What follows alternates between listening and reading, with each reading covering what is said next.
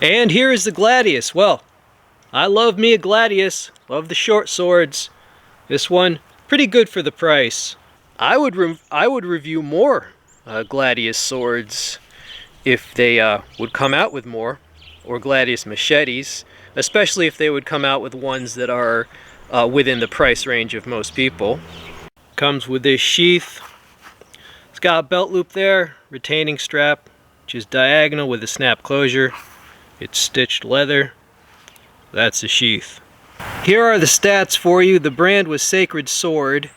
The blade length 16 3/4 inches. Overall length 24 inches. 4 millimeters thick D2 tool steel. Wood scales. Leather sheath. And it was $100. US Amazon. I'll include a link. Alright, here's a flyby for you. I hope you like the background noises. Got a lot of birds going crazy. Yeah, this is a timeless design. I mean, everybody loves a Gladius. A lot of people that are just into the lore of the Roman Empire, because, well, it was around for so long, right? There's a lot of lore to be had, a lot of military history. The handle scales are listed as wood, but I don't know if you can tell.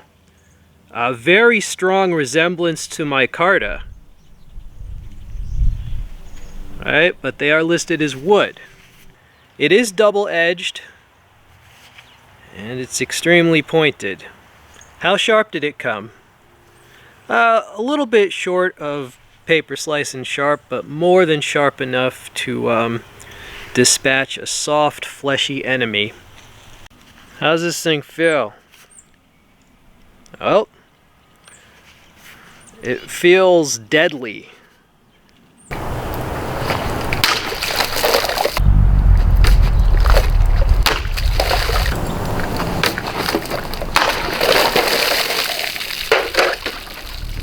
Pineapple. This will represent the neck and head of the enemy.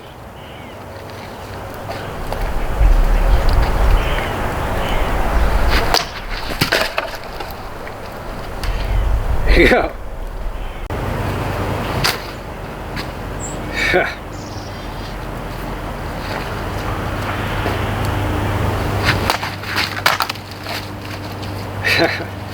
There you go.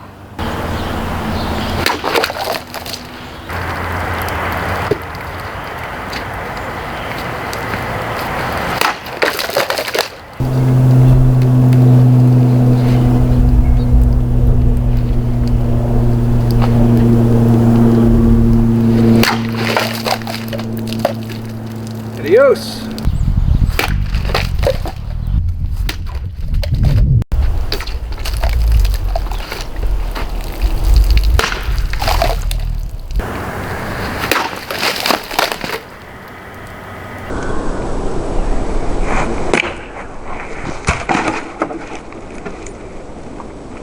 This Gladius did require a little bit of a regrind on the tip because it was so freaking pointed that the tip got damaged in shipping.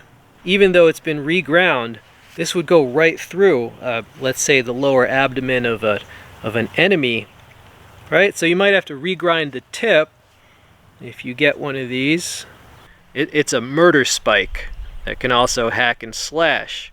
Here is a size comparison for you with the Gladius next to the United Combat Commander Gladius machete. Now, compared to a historical Gladius, both of these would have been considered very short, like a mini Gladius. Your typical historical Gladius usually had a blade length between 20 and 27 inches, right? So these would have been very short compared to the real thing. However, these are most likely more practical in modern times, right?